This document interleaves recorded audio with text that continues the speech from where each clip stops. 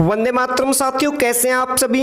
उम्मीद करते हैं आप सभी बहुत ही अच्छे और स्वस्थ होंगे। तो चलिए प्यारे साथियों, क्लास की अब हम शुरुआत करते। सबसे पहला मोस्ट इंपोर्टेंट प्रश्न आप सभी के सामने दिए गए विकल्पों में से लुप्त अंक ज्ञात कीजिए। प्यारे साथियों, आपके पास यहाँ पे जो एक मैट्रिक्स दी गई है, इस मैट्रिक्स में इस प्रश्नवाचक चिन्ह के स्थान पे आपको वैल्यू को फाइंड आउट करना है। इसके आधार पे नीचे 4 ऑप्शन दिए गए। कंसेप्ट क्या है? बिल्कुल सिंपल कंसेप्ट है। सबसे पहले आपके पास जो नंबर दिए गए ऊपर से नीचे कुछ इस प्रकार से 6, 5, 7, 3। अगर प्यारे साथियों इन चारों नंबर को हम यहाँ पे ऐड करें तो इन सभी का योग हमें कितने नंबर प्राप्त होगा? 21, 21 नंबर। 6 और 5 11, 11 और 7 18, 18 और 3 21। इसी प्रकार से लास्ट में जो हमें नंबर दिए गए 4, 5, 6, 6, अगर इन सभी डिजिट को ऐड करें तो हमें कितने नंबर यहाँ पे प्राप्त हो सकते हैं? 21, 21 नंबर। 4 और 5 9, 9 और 6 15, 15 और 6 आपके 21। तो प्यारे साथियों, जो कंसेप्ट है ये आपका यहाँ पे क्लियर हो चुका है। आपके पास यहाँ पे जो ये नंबर दिए गए इन सभी नंबर का आपको यहाँ पे योग 21 करना है। तो कीजिए। 7 और 3 10, 10 और 3 13। अभी आपके पास प्यारे साथियों यहाँ पे नंबर है 13 और आपको प्राप्त कितने करने हैं? 21। इसका मतलब इस प्रश्नवाचक चिन्ह के स्थान पे हम कितने नंबर को रखें जिससे कि हमें इन सभी नंबर का योग 21 प्राप्त हो जाए। तो प्यारे साथियों, 13 में अगर हम 8 ऐड करें तो हमें कितने नंबर यहाँ पे प्राप्त हो सकते हैं? 21। इसका मतलब इस प्रश्नवाचक चिन्ह के स्थान पे हमें कितने नंबर रखने की आवश्यकता है? 8 नंबर, जो कि किस ऑप्शन में है? ऑप्शन नंबर सी के अंदर। उम्मीद करते हैं प्यारे साथियों आपका जो कंसेप्ट है बहुत ही अच्छे से क्लियर हो चुका है। बिल्कुल सिंपल कंसेप्ट है। प्यारे साथियों, आपके पास यहाँ पे जो नंबर दिए गए इन सभी नंबर का जो योग है वो कितना आपको प्राप्त होगा? यहाँ पे 21। तो इस प्रश्नवाचक चिन्ह के स्थान पे हम कितने नंबर को नोट डाउन करेंगे? 8। तो ऑप्शन आपका यहाँ पे सी इसमें बिल्कुल करेक्ट है। चलिए इसी प्रकार से नेक्स्ट प्रश्न को चेकआउट कीजिए। मोस्ट इंपोर्टेंट प्रश्न आप सभी के सामने। स्टार चिन्हों को बदलने और दिए गए समीकरण को संतुलित करने के लिए गणितीय चिन्हों के सही संयोजन का चयन कीजिए।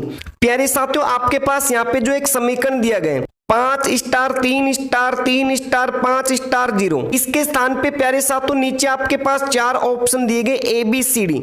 इन चारों ऑप्शन में प्यारे साथियों आपके पास यहाँ पे कुछ गणितीय चिन्ह दिए गए। तो आपके पास यहाँ पे जो समीकरण दिया गया है तो इस समीकरण में प्यारे साथियों इन चारों गणितीय चिन्हों में से कौन से गणितीय चिन्ह को रखें जिससे कि ये समीकरण आपका बिल्कुल यहाँ पे करेक्ट हो जाए। तो कंसेप्ट क्या है? बिल्कुल सिंपल कंसेप्ट है, ध्यान से समझने की कोशिश कीजिएगा। आपके पास प्यारे साथियों यहाँ पे 4 ऑप्शन दिए गए ए बी सी डी।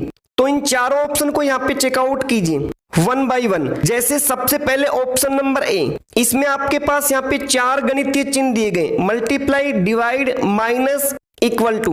इन चारों निशान को प्यारे साथियों आपके पास यहाँ पे जो स्टार दिए गए इन स्टार में आप नोट डाउन कीजिए। जैसे सबसे पहले हमारे पास जो प्रथम 2 डिजिट है और इनके बीच में यहाँ पे स्टार है, तो स्टार के स्थान पे हम किसको नोट डाउन करेंगे? यहाँ पे मल्टीप्लाई। इसके बाद अगले स्टार के स्थान पे यहाँ पे डिवाइड, इससे अगले स्टार के स्थान पे माइनस, और इसके बाद लास्ट में हम किसको नोट डाउन करेंगे? यहाँ पे इक्वल टू। तो प्यारे साथियों इस समीकरण को आपको सोल्व आउट करना है। इस समीकरण को सोल्व आउट करने के बाद अगर इक्वल टू में हमें 0 नंबर प्राप्त हो जाए तो ये गणितीय चिन्ह आपके यहाँ पे बिल्कुल करेक्ट होंगे। तो कीजिए। आपके पास प्यारे साथियों यहाँ पे जो समीकरण है 5 मल्टीप्लाई 3 डिवाइड 3 माइनस 5 बराबर 0। तो इनमें सबसे पहले हम किस चीज को सोल्व आउट करते हैं? बोर्डमास के नियम के अनुसार सबसे पहले डिवाइड। तो डिवाइड आपका कहां पे है? 3 और 3 के बीच में। तो आप कीजिए। सबसे पहले 3 को 3 पे डिवाइड करेंगे तो हमें कितने नंबर यहाँ पे प्राप्त होंगे? 1 नंबर। इसके बाद आगे पीछे के नंबर को आप as it is note down कीजिए। 5 मल्टीप्लाई 1 माइनस 5 बराबर आपके पास 0। अब आप किसको सोल्व आउट करेंगे? मल्टीप्लाई। मल्टीप्लाई हमारे पास है प्रथम 2 डिजिट में 5 और 1। अगर इन दोनों की यहाँ पे मल्टीप्लाई करें तो 5 एकम 5। इसके बाद के डिजिट को आप as it is note down कीजिए। Minus 5 equal to 0। अब हम किसको सोल्व आउट करेंगे? माइनस को। 5 में से 5 को अगर माइनस करेंगे तो प्यारे साथियों हमें कितने नंबर यहाँ पे प्राप्त होंगे? 0। और इक्वल टू में भी हमारे पास कितने हैं? 0। इसका मतलब प्यारे साथियों 0 बराबर 0, ये हमारा समीकरण बिल्कुल क्या है? करेक्ट। प्यारे साथियों हमारा जो राइट आंसर रहेगा ऑप्शन ए। अगर ऑप्शन ए की वैल्यू को रखने के बाद हमारा जो करेक्ट आंसर नहीं मिले तो इसी प्रकार से 1 बाई 1 सभी ऑप्शन को हम यहाँ पे चेकआउट करते हैं। लेकिन प्यारे साथियों ऑप्शन ए के गणितीय चिन्हों को रखने से हमारा जो आंसर करेक्ट आ चुका है, तो बाकी ऑप्शन को हमें चेकआउट करने की कोई आवश्यकता नहीं है। तो ऑप्शन ए में प्यारे साथियों जो हमारे पास गणितीय चिन्ह दिए गए इस समीकरण में रखेंगे तो ये समीकरण आपका यहाँ पे बिल्कुल करेक्ट हो जाएगा। उम्मीद करते हैं प्यारे साथियों ये कंसेप्ट भी आपका बहुत ही अच्छे से क्लियर हो चुका है। चलिए इसी प्रकार से नेक्स्ट प्रश्न को चेकआउट कीजिए। मोस्ट इंपोर्टेंट प्रश्न आप सभी के सामने। रमेश पश्चिम में 2 किलोमीटर चलकर अपने दाएं मुड़ता है। दिशा परीक्षण से रिलेटेड मोस्ट इंपोर्टेंट प्रश्न है। मान लीजिए प्यारे साथियों आपके पास यहाँ पे ए पॉइंट से कोई व्यक्ति पश्चिम दिशा में 2 किलोमीटर चलता है तो पश्चिम किस साइड में रहेगी प्यारे साथियों, कुछ इस प्रकार से। और कितने किलोमीटर चलता है यहाँ पे 2 किलोमीटर। इसके बाद अपने दाएं मुड़ता है। अब इसका दाएं किस साइड में रहेगा, जस्ट ऊपर की साइड में, कुछ इस प्रकार से।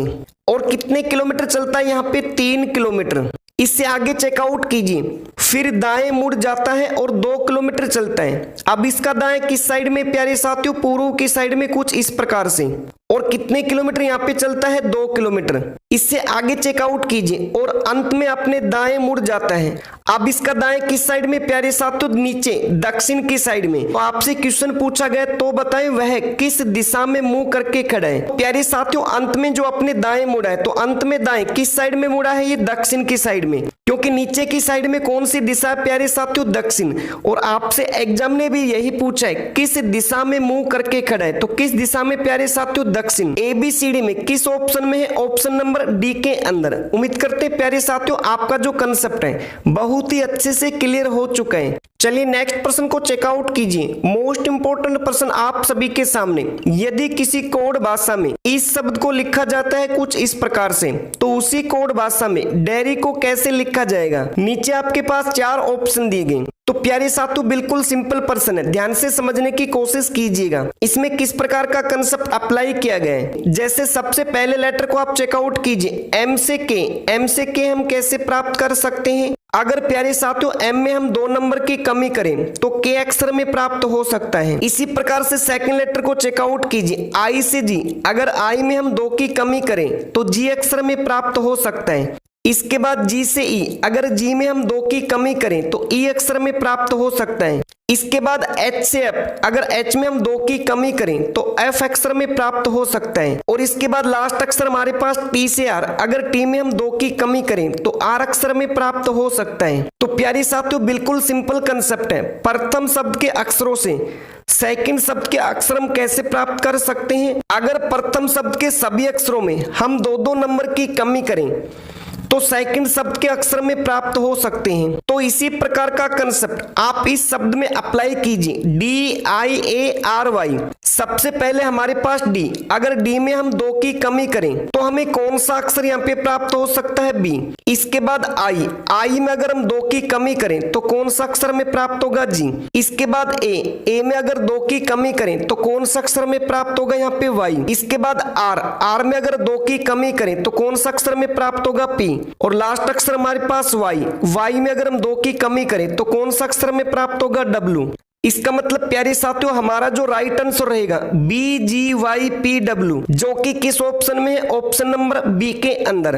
उम्मीद करते हैं प्यारे साथियों आपका जो कंसेप्ट है बहुत ही अच्छे से क्लियर हो चुका है। बिल्कुल सिंपल सा कंसेप्ट है साथियों। प्रथम शब्द के सभी अक्षरों में अगर हम 2-2 नंबर की कमी करेंगे तो सेकंड शब्द के अक्षर में प्राप्त हो जाएंगे। तो चलिए प्यारे साथियों इसी प्रकार से नेक्स्ट प्रश्न को चेकआउट कीजिए। प्रश्न संख्या 5 में उसे चुनिए जो अन्य 3 विकल्पों से भिन्न है। प्यारे साथियों आपके पास नीचे 4 ऑप्शन में अलग अलग शब्द दिए गए। नंबर ए धकेलना, नंबर बी टहोकना, नंबर सी दबाना, नंबर डी कचरा। तो प्यारे साथियों इन चारों शब्दों में 3 शब्द में एक जैसी समानता है और एक शब्द इनसे अलग है, भिन्न है, उसको आपको यहाँ पे फाइंड आउट करना है। तो प्यारे साथियों इस प्रकार के काफी प्रश्न पीछे हम काफी वीडियो में आपसे डिस्कस कर चुके हैं। तो ये प्रश्न आप सभी के लिए, इसका जो भी राइट आंसर है आप हमें कमेंट बॉक्स में जरूर बताएंगे। उम्मीद करते हैं प्यारे साथियों आज के सभी प्रश्नों और इनके कंसेप्ट आपको बहुत ही अच्छे से समझ में आ चुके हैं। तो ये वीडियो कैसी लगी, अच्छी लगी हो तो अपने साथियों तक इसे शेयर जरूर कीजिएगा। इसके बाद नेक्स्ट वीडियो मिलते हैं, तब तक के लिए सभी का धन्यवाद।